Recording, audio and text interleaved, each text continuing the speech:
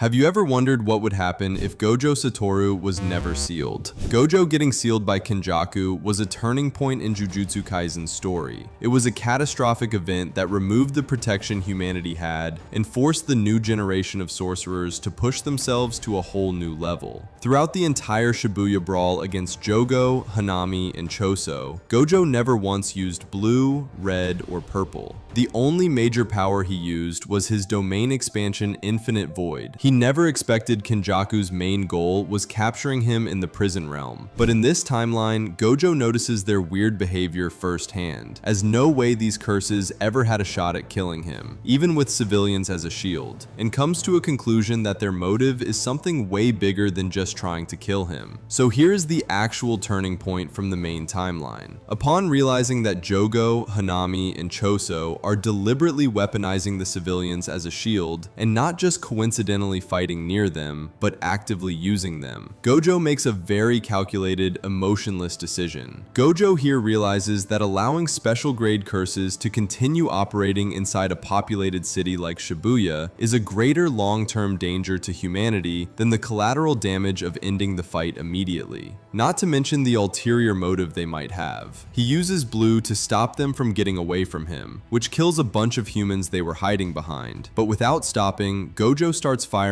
reversal red, killing a lot of curses and injuring Jogo, Choso, and Hanami, who barely escape death. But just then, Gojo uses his infinity to make sandwich out of Hanami. Then he goes directly after Jogo, and their fight lasts for some time before Mahito arrives at the station with his transfigured humans distracting Gojo. Just like in canon, the transfigured humans immediately begin wreaking havoc among the civilians. But because Gojo has already committed to his bold decision, he deploys his domain expansion without any hesitation, while killing civilians in the process. Jogo and Mahito both attempt to deploy their own domain expansions in response, but Gojo's domain is way stronger than both domains. Their domains are overwhelmed and crushed before they can even fully open. Unlimited Void stays active until every curse and transfigured human is dealt with. Jogo and Mahito are both trapped simultaneously inside the Unlimited Void, paralyzed by the infinite flow of information flooding their minds. Jogo does not survive the domain a second time, but Mahito survives due to his near-godly regeneration abilities. When his domain expansion ends, Gojo sees Mahito regenerating, so tries to finish him with Hollow Purple, but just then, he hears a familiar voice coming from behind, which sends chills down his spine. Kenjaku appears behind him in Geto's body. This is where the entire situation becomes psychologically complicated for Gojo. He has just broken the one principle that separated his ideology from Geto's, the belief that a sorcerer's strength exists to protect people, not simply to win. And the first thing he sees when the aftermath clears is his long-lost friend standing in front of him. His mind starts running like crazy. He is already somewhat physically and mentally drained, but now seeing Kenjaku inhabiting Geto's body shocks him, leading to his guard being down for some millisecond due to the shock. Kenjaku was looking for this exact moment and activates the prison realm, but Gojo is faster and less physically drained from the fight than Kenjaku anticipated, as unlike in the main timelines where Gojo had to use his domain for 0.2 seconds and kill every curse at the same time, here he went all out without limitations, resulting in him being less drained. Within a short window, he deduces that whoever is standing in front of him is not actually Geto, as he saw the real Geto dying in front of him. He cannot fully explain it yet, but he refuses to accept it and steps outside the prison realm's effective range before it can lock onto him. Kenjaku watches his entire plan collapse in real time. He never anticipated Gojo breaking the civilian rule. His only remaining contingency plans were the prison realm or letting Sukuna deal with Gojo. Gojo gets ready to fire a Hollow Purple, and seeing this, Kenjaku shifts immediately to an escape strategy. Kenjaku calls on Dagon, the last special grade curse positioned nearby, and deploys Maximum Uzumaki, releasing a massive burst of cursed energy before Gojo can fire his Hollow Purple. He also summons Ganesha to act as a distraction while Kenjaku slips away. Ganesha's obstacle removal technique creates enough of an opening, catching Gojo at a moment where his focus is divided between the escaping Kenjaku and the two curses directly in front of him. Kenjaku and injured Choso disappear from the area entirely, while Mahito had already escaped escaped while Gojo was focused on Kenjaku. Gojo recovers through reversed curse technique and then fights against Dagon and Ganesha. This is a completely one-sided fight, as both of these are low-tier curses in front of the strongest and are obliterated in seconds. Naobito's team with Maki and Nanami stay above ground and never encounter Dagon, but Mahito comes in front of them, and even though he is the most adaptable and talented curse, he still struggles to take them all down at once, but makes sure to leave them all injured so they can't fight any further. And as a revenge on Nanami, he leaves him in dying state so that he can die a slow and painful death.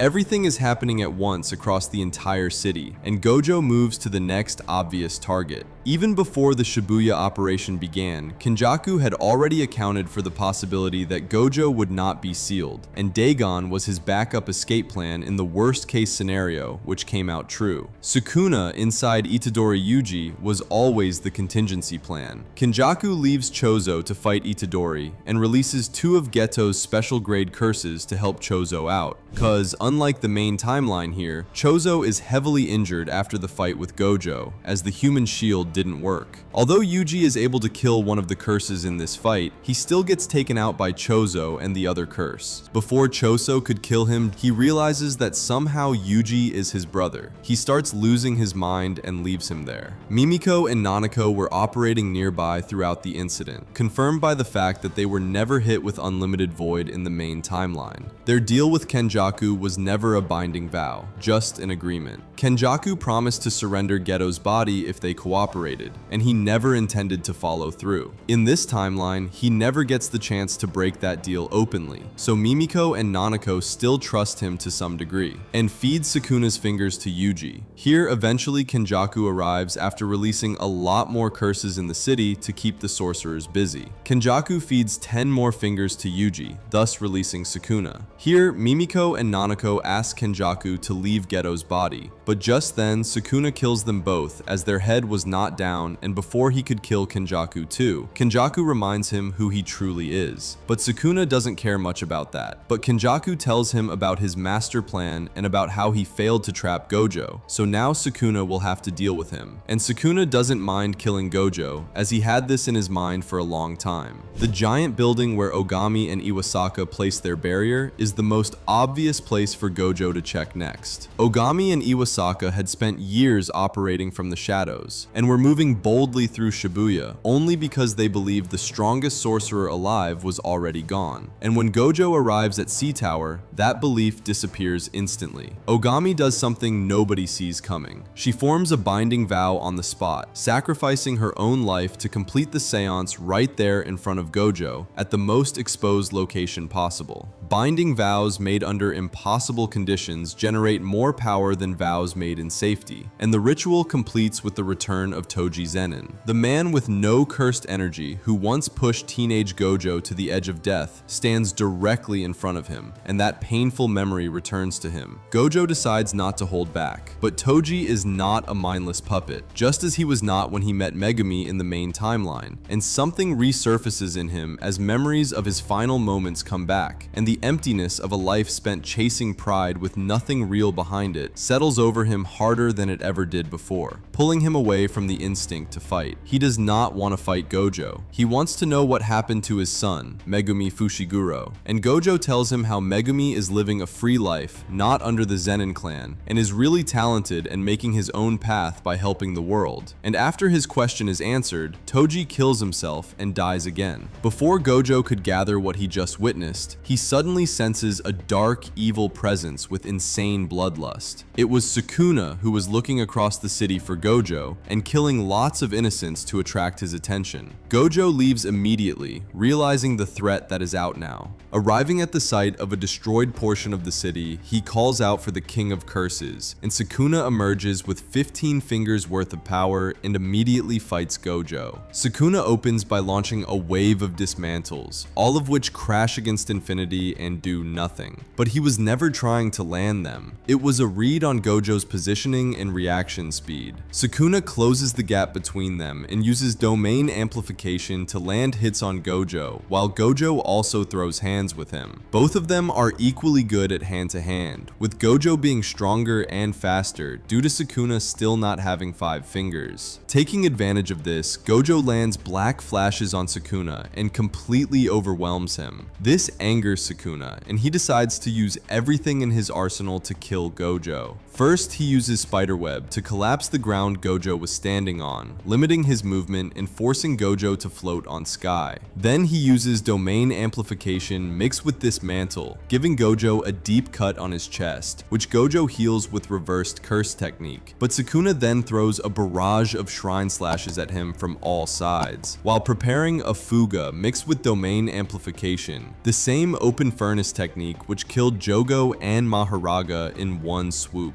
Gojo gets heavily injured from all this, but heals himself from it while using blue and then uses reversal red to injure him. Sukuna is really enjoying this fight, as no one ever pushed him this hard in a fight, and starts to form respect for Gojo Satoru. And instead of Jogo, he appreciates Gojo and calls him worthy and strong. Both finally decide to take this fight to the next level and launch their domain expansion, and 2 of the strongest domains in history clash. But Sukuna, still not being at his full power, loses the domain clash, even while having an open domain, and gets thrown back. Gojo, if once, could end Sukuna with a hollow purple, but won't be able to erase his existence, and will also kill innocent Yuji in the process, which he is not mentally prepared for. Sukuna, realizing he still is not ready to fight Gojo, and how Gojo truly is the strongest of the new era, gives back control to Yuji, and decides to postpone their fight. 2 major things that change in this timeline are Nobara and Mahito not dying in Shibuya, and Gojo not getting sealed. Yuji, realizing the destruction his body caused in Sukuna's possession, breaks down in tears, while Gojo tries to comfort him. Although the destruction is not nearly as much as the original timeline, it still has killed thousands of people. Kenjaku also released 10 million curses in Tokyo, just like in the main timeline, and Gojo immediately leaves to deal with it. This whole incident made Gojo realize how strong Sukuna truly is, as he was giving him trouble with just 15 fingers. And he decides to train himself by killing the 10 million curses Kenjaku released, and thinks to push the new generation harder so that they act as a backup in case he loses to Sukuna and dies. The culling games, just like in the original timeline, starts, and Gojo, thinking this is a good chance for his students to get stronger, doesn't interfere, and just focuses on his training. This arc goes the same way it went in the main timeline, with just the addition of Nobara and Mahito. Here, Yuji hunts Mahito to take revenge for Nanami's death, and give him a generational beatdown, eventually killing him. Later at the end of this arc, Sukuna takes over Megumi, while Yuji and Nobara try to prevent him from escaping, and Angel, just like in the main timeline, gets taken out due to her simping. This is when Kenjaku comes here to give him the rest of his fingers. Sukuna grins. He's been waiting for 1,000 years. But just then, Gojo arrives and tries to prevent them from leaving, but Sukuna is already at 20 fingers with Megumi's 10 shadow techniques and Maharaga in his arsenal.